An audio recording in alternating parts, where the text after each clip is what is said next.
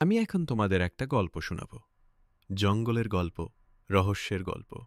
চলো আমরা গল্পের কাহিনীতে চলে যাই। একটা চিরচেনা দুপুর, জানলার বাইরের গ্রীষ্মের আলো ক্লাসরুমের ভেতরে ছড়িয়ে পড়েছে। আরহুম চিরকালই যার চোখে কৌতূহলের ছায়া, বইয়ের পাতায় মনোযোগ না দিয়ে জানালার বাইরে তাকিয়েছিল। গাছের ফাঁকে ঝিলিক দেওয়া আলো, আর দূরের পাহাড় তাকে যেন ডাকছিল। এমন সময় শ্রেণীকক্ষে প্রবেশ করলেন প্রধান শিক্ষক, মুখে এক রহস্যময় হাসি। এই শনিবার আমরা যাব পিকনিকে, নরওডের জঙ্গলে। খবরটা যেন বোমার মতো ফুটল পুরো ক্লাসে। সবাই চেঁচিয়ে উঠল, হর্ষধ্বনি দিয়ে টেবিলে চাপড় মেরে উল্লাসে ফেটে পড়ল। কিন্তু এই ঘোষণায় সবচেয়ে বেশি আলোড়ন তৈরি হলো চারজনের মাঝে: আরহুম, আয়ান, আইমান আর আয়েশা। ওরা জানত এই পিকনিক অন্যরকম হবে, কারণ নরওডের জঙ্গল মানে শুধু প্রকৃতি না, ওখানে আছে ইতিহাস, রহস্য আর হয়তো মৃত্যুও। ওরা বুঝেছিল এক অজানা অভিযানের শুরু হতে যাচ্ছে। সবাই চেঁচিয়ে উঠল, কিন্তু আরহুমের চোখে ঝিলিক পড়ল। সে সঙ্গে সঙ্গে তিন বন্ধু আয়ান, আইমান আর আয়েশার দিকে তাকালো। তাদের চোখেও একই উৎসাহ। ওরা জানে এটা একটা সুযোগ। নরওডের জঙ্গল ঘিরে অনেক গুজব আছে। একটা ধ্বংসপ্রাপ্ত কেল্লা, এক গুপ্তধন, আর এক শহর যেখানে আলো ঝলমল করে আকাশের বজ্রপাতের মতো। কেউ বলে ওখানে মানুষ গেলেই আর ফিরে আসে না। একটা পিকনিকের আগের দিন বিকেল। সূর্য তখন পশ্চিমে হেলে পড়েছে।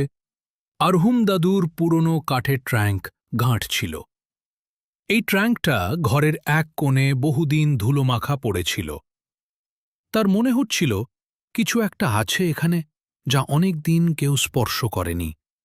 হঠাৎ একটি পুরনো ভাঁজ করা চামড়ার মোড়ানো কাগজ হাতে এসে পড়ল। খুলতেই চোখ ছানা বড়া।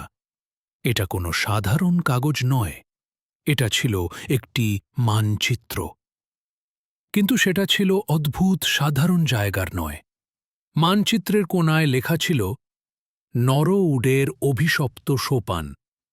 আঁকা ছিল এক বিশাল কেল্লা, তার নিচে জটিল সুড়ঙ্গ, নদী, একটি আলোকিত শহর, গুহা, বিষাক্ত ফুলের বাগান, এমনকি রক্তের সিঁড়ি নামে একটি স্থান। পরদিন স্কুলে সে এটা নিয়ে যায় এবং আয়ান, আইমান ও আয়েশাকে দেখায়। আয়েশা প্রথম দেখাতেই বলে উঠল, এটা একটা রাজকীয় ম্যাপ, সম্ভবত বহু শতাব্দী আগের। যদি এটা সত্যি হয়, তাহলে আমরা ইতিহাসের মুখোমুখি হতে চলেছি।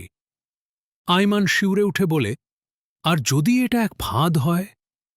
আয়ান ধীর গলায় বলে, ভয়ের মুখেই লুকিয়ে থাকে সাহসের পরীক্ষা।